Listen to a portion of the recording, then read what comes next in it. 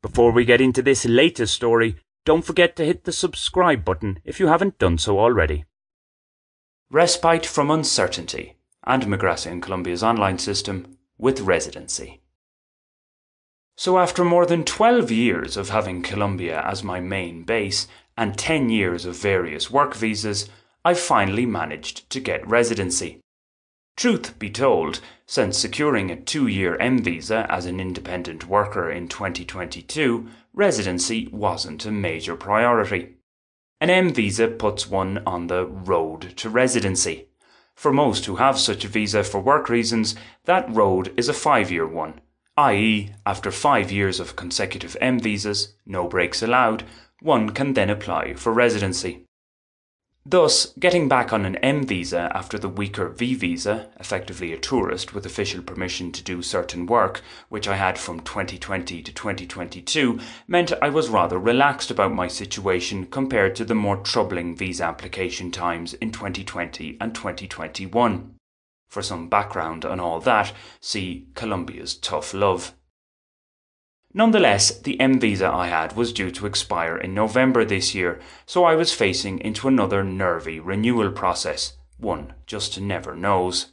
After being granted largely hassle-free 4 year-long visas as an independent worker from 2014 to 2018, the process then got more complicated, as I explained in Colombia's independent work visa, Vale la Pena? Do check the description text for all these links. Now, though, with my OR visa approved, that's OR for residency in case you're not following, a nervy November is less likely. I'm sure there'll be something else I'll be nervous or worried about, it's just unlikely it'll be visa related. The biggest benefit of such a visa, as I see it at this stage in any case, no, it's not that I can now vote in local elections, is that I can leave Colombia for up to 2 years with no change in my legal status.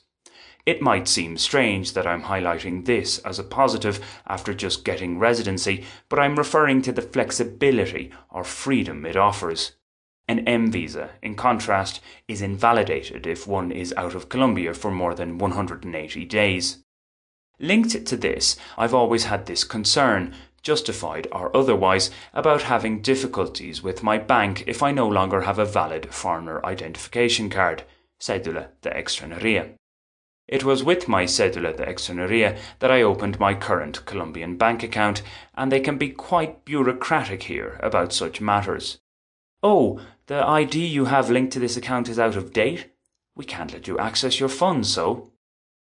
Bureaucracy and the Cédula de Extranjería bring us on to Migración Colombia, the entity one goes to for said cédula once the visa department at La Cancillería, the Ministry for Exterior Relations, has granted a visa. Migración Colombia is under the control of La Cancillería, but at times its processes make one feel that it operates in a completely different dimension to the ministry. In my December 2022 post, lending Migración Colombia a helping hand, I tried to do just that, lend the body a hand, by highlighting some frustrating flaws in its online system. My article, surprise surprise, didn't have the desired effect. The same blind spots I mentioned back then are still present, or not present as it is. Now, though, in addition to the information-light email replies to users of its services, there are a couple of more headaches, for those dealing with the Bogotá office in any case. That all in-person procedures, bar picking up a new cédula when it's ready, must first be booked online isn't a major deal in itself. It beats, in theory, waiting in line physically. For the Bogotá office, due to demand I surmise, the window to book appointments opens at 5 p.m. on Sundays and, by all accounts, closes in a matter of hours. One is thus advised to be ready to enter the booking system as soon as the clock strikes 5. The thing is, it seems the system just can't cope. On the 2 occasions I had to use it over the last few weeks, the first couple of hours I spent simply trying to enter the website were largely a waste of time. At times it did feel like progress was being made. I'd pass an initial step or two, but then the system would crash and I'd have to start all over again.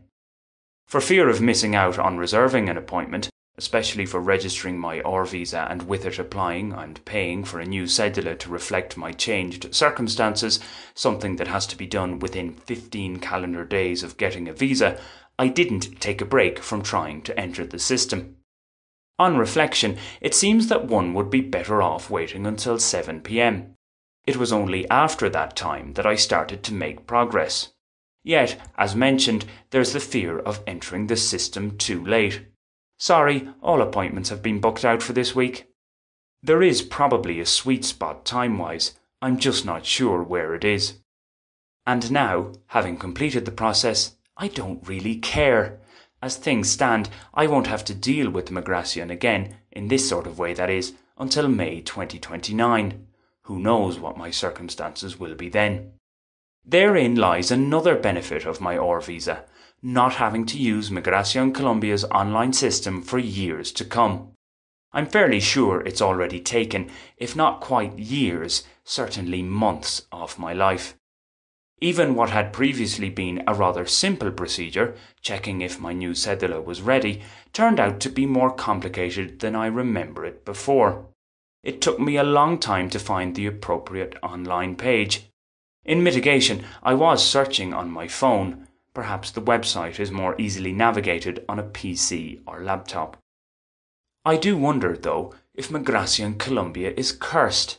Or better said, it puts a curse on those who used its services. It did, after all, come into being on Halloween 2011. Certainly, all the drama I've had with it has been akin to some slapstick horror show.